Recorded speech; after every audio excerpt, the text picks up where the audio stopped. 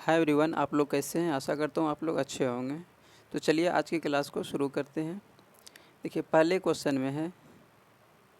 में बोला जा रहा है निम्नलिखित में से कौन से ग्रहों के चारों ओर घूमने वाले उपग्रह नहीं हैं।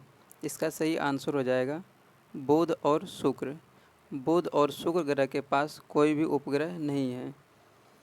चलिए अब हम लोग अगले प्रश्न पे चलते हैं।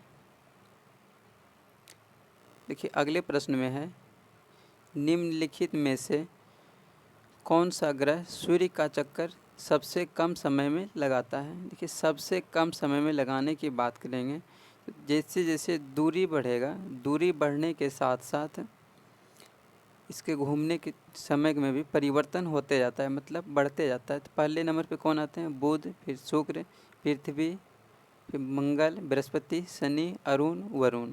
तो जो सबसे नज़दीक है, जो भी सूर्य के सबसे नज़दीक है, उसको सूर्य की परिक्रमा करने में सबसे कम समय लगता है। और जैसे जैसे इसमें दूरी बढ़ते जाएगा, डिस्टेंस बढ़ते जाएगा, तो परिक्रमण की समय अवधि भी बढ़ते जाती है। तो इसमें बोला जा रहा है कौन सा ग्रह सूर्य का चक्कर सबसे कम समय में कौन हो जाएगा, बुध, क्योंकि पहले नंबर पे बुध आते हैं। तब चलिए हम लोग ऑप्शन में देखते हैं कहाँ पर है बुध ग्रह। देखिए ऑप्शन नंबर ए में है बुध, तो ये इसका सही आंसर हो जाएगा। अब चलिए हम लोग अगले प्रश्न पे चलते हैं। देखिए अगले प्रश्न में है एक ग्रह के अपने कक्ष में सूर्य से अधिकतम दूरी को क्या कहा जाता है। देखिए अधिकतम दूरी की बात करेंगे तो ये हो जाएगा अपसौर, लेकिन न्यूनतम दूरी की बात करेंगे तो हो जाएगा उपसौर। तो इसमें बोला जा रहा है अधिकतम दूरी, तो अधिकतम दूरी क्या हो जाएगा, अपसौर हो जाएगा। चलिए हम लोग अगले प्रश्न पे चलते हैं। देखिए अगले प्रश्न में बोला जा रहा है निम्न में से किसके बीच की औसत दूरी को खगोलीय एकक कहा जाता है। खगोलीय एकक बोला जा रहा है, तो खगोलीय एकक हो जाएगा पृथ्वी और सूर्य के बीच। पृथ्वी और सूर्य के बीच के डिस्टेंस हैं जो हैं, उसके औसत को हम लोग खगोलीय एकक कहते हैं। अब चलिए हम लोग अगले प्रश्न पे चलते हैं। देखिए अगले प्रश्न में है निम्नलिखित में से किस ग्रह को पृथ्वी की बहन कहा जाता है। तो पृथ्वी की बहन या फिर भोर का तारा, सांझ का तारा, या फिर चमकीला, सबसे चमकीला ग्रह, ये सब हो जाएगा शुक्र ग्रह।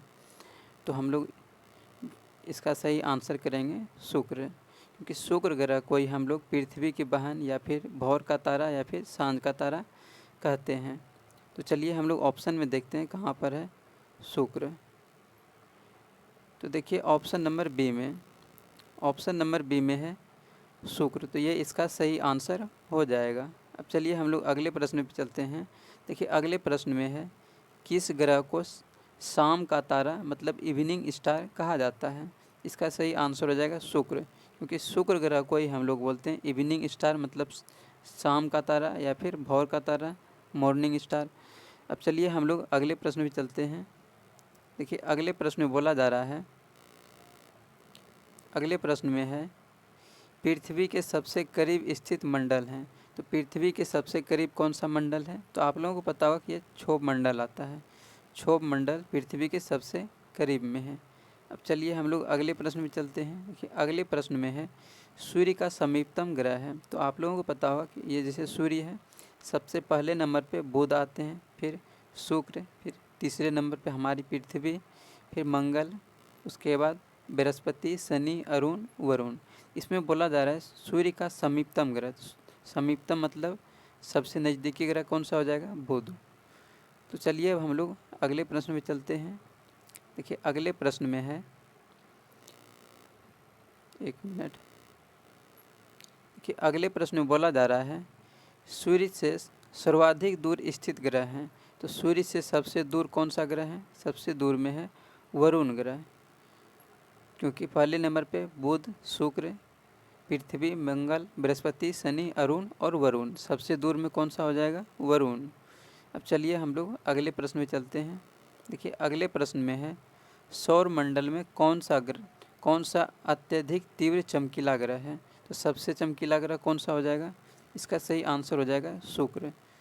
शुक्र ग्रह सबसे चमकीला ग्रह है और इसी को हम लोग भोर का तारा भी कहते हैं या फिर सांझ का तारा भी इसी को बोलते हैं। पृथ्वी के बहन इसी को बोलते हैं।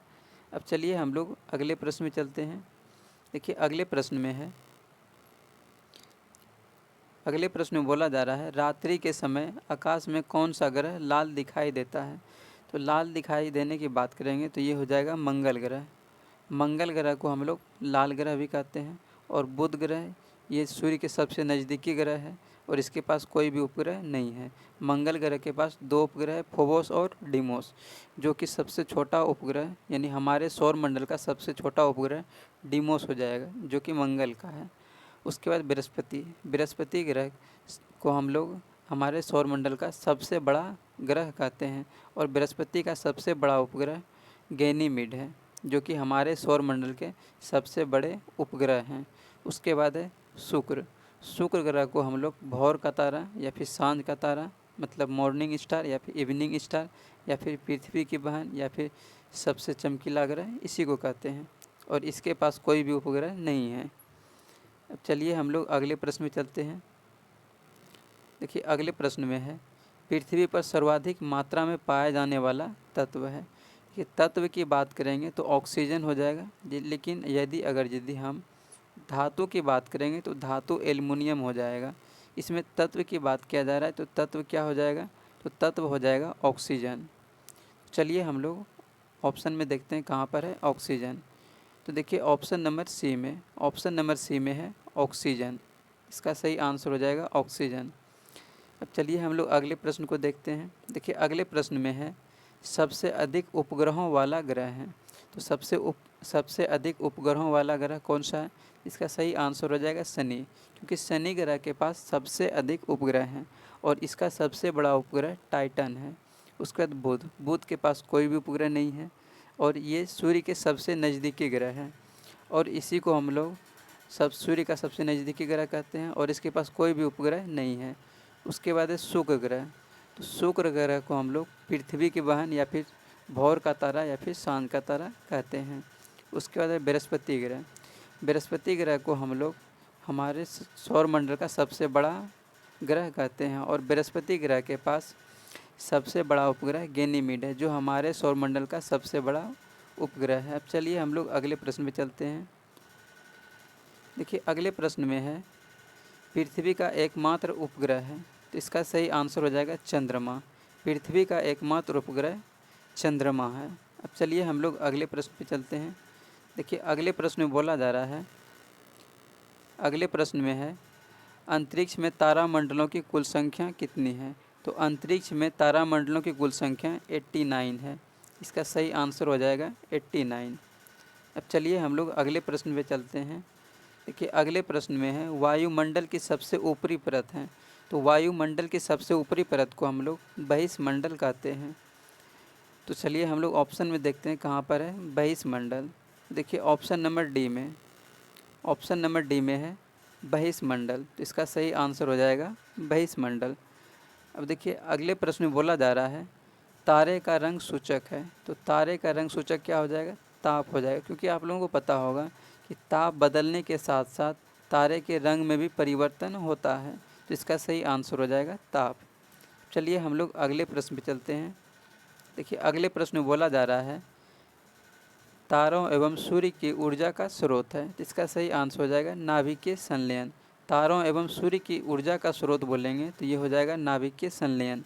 लेकिन यही अगर परमाणु बम की बात करेंगे तो वो हो जाएगा नाभिकीय विखंडन, क्योंकि नाभिकीय संलयन का मतलब होता है जुटना और नाभिकीय विखंडन का मतलब होता है बिखरना। परमाणु बम क्या होता है, फूटने के बाद वो बिखरता है। तो परमाणु बम में हो जाएगा नाभिकीय विखंडन, लेकिन तारों और सूर्य की बात करेंगे तो इसमें हो जाएगा नाभिकीय संलयन, क्योंकि उसमें हाइड्रोजन हीलियम में बदलता है। अब चलिए हम लोग अगले प्रश्न में चलते हैं। देखिए अगले प्रश्न में बोला जा रहा है, अगले प्रश्न में है भौर का तारा किससे कहा जाता है। इसका सही आंसर हो जाएगा शुक्र ग्रह। शुक्र ग्रह को हम लोग मॉर्निंग स्टार या फिर इवनिंग स्टार कहते हैं और इसी को हम लोग पृथ्वी की बहन कहते हैं। इसके पास कोई भी उपग्रह नहीं है। और बृहस्पति ग्रह को हम लोग सबसे बड़ा ग्रह कहते हैं, क्योंकि ये हमारे सौरमंडल के सबसे बड़े ग्रह हैं। और मंगल। मंगल को हम लोग लाल ग्रह कहते हैं और इसके पास 2 उपग्रह हैं, पहला फोबोस और दूसरा डिमोस, जो कि डिमोस उपग्रह हमारे सौरमंडल के सबसे छोटे उपग्रह हैं। उसके बाद है बुध। बुध के पास कोई भी उपग्रह नहीं है और ये सूर्य के सबसे नज़दीकी ग्रह हैं। चलिए अब हम लोग अगले प्रश्न पे चलते हैं। देखिए अगले प्रश्न में बोला जा रहा है आकाश में सबसे चमकदार तारा है। इसका सही आंसर हो जाएगा साइरस। आकाश में सबसे चमकदार तारा साइरस है। चलिए हम लोग अगले प्रश्न पे चलते हैं। देखिए अगले प्रश्न में बोला जा रहा है, अगले प्रश्न में है बृहस्पति का अध्ययन करने वाला उपग्रह कौन है। इसका सही आंसर हो जाएगा वाइजर 1। बृहस्पति का अध्ययन करने वाला उपग्रह वाइजर 1 हो जाएगा। अब चलिए हम लोग अगले प्रश्न में चलते हैं। देखिए अगले प्रश्न में बोला जा रहा है ब्रह्मांड में सर्वाधिक मात्रा में पाया जाने वाला तत्व है। तो ब्रह्मांड की बात करेंगे तो इसमें तत्व हो जाएगा हाइड्रोजन। लेकिन यही अगर यदि हम पृथ्वी पर बात करते तो पृथ्वी पर सबसे अधिक मात्रा में ऑक्सीजन है। तत्व की बात करेंगे तो ऑक्सीजन और धातु की बात करेंगे तो एल्युमिनियम हो जाएगा। अब चलिए हम लोग अगले प्रश्न में चलते हैं। देखिए अगले प्रश्न में है, अगले प्रश्न में बोला जा रहा है पराबैंगनी किरणें से रक्षा करती है। तो आप लोगों को पता होगा कि हम लोगों को ये ओजोन गैस हम लोगों को पराबैंगनी विकिरणों से रक्षा करती है। अब चलिए हम लोग अगले प्रश्न में चलते हैं। देखिए अगले प्रश्न में है नीला ग्रह कहा जाता है, किसको कहते हैं। तो आप लोगों को पता होगा कि पृथ्वी को हम लोग नीला ग्रह कहते हैं क्योंकि इस पर जल की अधिकता है। और शुक्र ग्रह को हम लोग पृथ्वी की बहन कहते हैं या फिर भोर का तारा या सांझ का तारा, सबसे चमकीला ग्रह इसी को कहते हैं। इसके पास कोई भी उपग्रह नहीं है। शनि को हम लोग सबसे बड़ा ग्रह सबसे बड़ा बोल रहे हैं, इसके पास सबसे अधिक उपग्रह हैं। और मंगल को हम लोग लाल ग्रह कहते हैं और इसके पास 2 उपग्रह है, फोबोस और डिमोस। अब चलिए हम लोग अगले प्रश्न में चलते हैं। देखिए अगले प्रश्न में है, अगले प्रश्न में बोला जा रहा है क्षुद्र ग्रह स्थित हैं। तो क्षुद्र ग्रह किसके किसके बीच स्थित हैं। तो क्षुद्र ग्रह मंगल और बृहस्पति के बीच स्थित हैं। इसका सही आंसर हो जाएगा मंगल और बृहस्पति के बीच। तो क्षुद्र ग्रह मंगल और बृहस्पति के बीच स्थित हैं। अब चलिए हम लोग अगले प्रश्न में चलते हैं। देखिए अगले प्रश्न में बोला जा रहा है अंकोर वाट कहाँ स्थित है। तो अंकोर वाट कंबोडिया में स्थित है। अंकोर वाट में क्या है, वहाँ पे एक मंदिर है जो कि कंबोडिया में स्थित है। अब चलिए हम लोग अगले प्रश्न में चलते हैं। देखिए अगले प्रश्न में बोला जा रहा है, अगले प्रश्न में है कान्व वंश के संस्थापक कौन था। तो कान्व वंश के संस्थापक कौन थे। इसका सही आंसर हो जाएगा वसुदेव। वसुदेव को हम लोग कान्व वंश के संस्थापक कहते हैं। अब चलिए हम लोग अगले प्रश्न में चलते हैं। देखिए अगले प्रश्न में बोला जा रहा है सातवाहन वंश के संस्थापक कौन थे। इसका सही आंसर हो जाएगा शिमुक। शिमुक को हम लोग सातवाहन वंश का संस्थापक कहते हैं। अब चलिए हम लोग अगले प्रश्न पे चलते हैं। देखिए अगले प्रश्न में है, अगले प्रश्न में बोला जा रहा है भारत में गुलाम वंश का संस्थापक कौन था। तो इसका सही आंसर हो जाएगा कुतुबुद्दीन ऐबक। कुतुबुद्दीन ऐबक को हम लोग गुलाम वंश के संस्थापक कहते हैं। अब देखिए अगले प्रश्न में है, अगले प्रश्न में बोला जा रहा है कुतुब मीनार के कार्य को किसने पूरा किया था। इसका सही आंसर हो जाएगा इल्तुतमिश। इल्तुतमिश ने कुतुब मीनार के कार्य को पूरा किया था। अब चलिए हम लोग अगले प्रश्न पे चलते हैं। देखिए अगले प्रश्न में है, अगले प्रश्न में बोला जा रहा है वर्ष 1919 ईस्वी में जालियांवाला बाग हत्याकांड कहाँ पर हुआ था। इसका सही आंसर हो जाएगा अमृतसर। और अमृतसर कहाँ पे है, तो आप लोगों को पता होगा अमृतसर पंजाब में है। अब चलिए हम लोग अगले प्रश्न को देखते हैं। देखिए अगले प्रश्न में है नमक सत्याग्रह किस ईस्वी में प्रारंभ हुआ था। इसका सही आंसर हो जाएगा 1930 ईस्वी में। 1930 ईस्वी में नमक सत्याग्रह प्रारंभ हुआ था।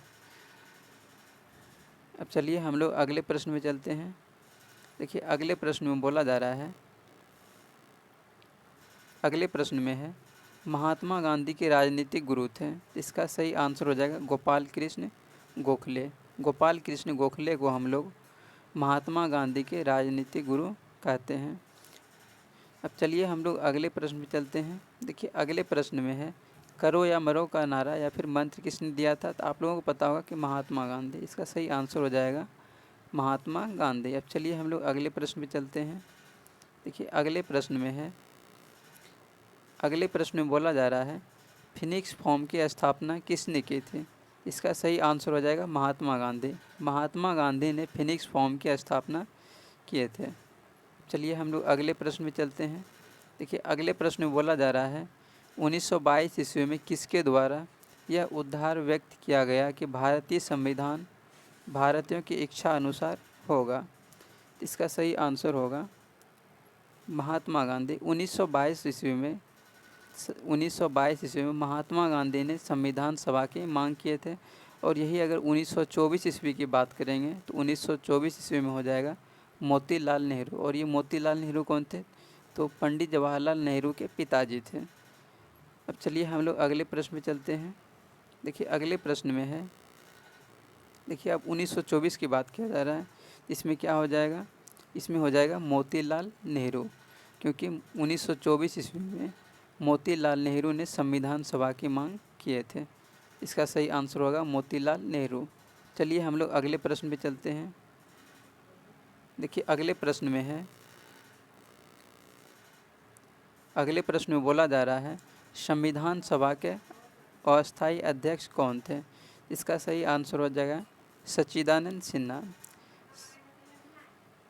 सच्चिदानंद सिन्हा संविधान सभा के अस्थायी अध्यक्ष थे। और अस्थायी अध्यक्ष की बात करेंगे तो हो जाएगा डॉक्टर राजेंद्र प्रसाद। इसमें बोला गया अस्थायी अध्यक्ष, तो ये होगा सच्चिदानंद सिन्हा।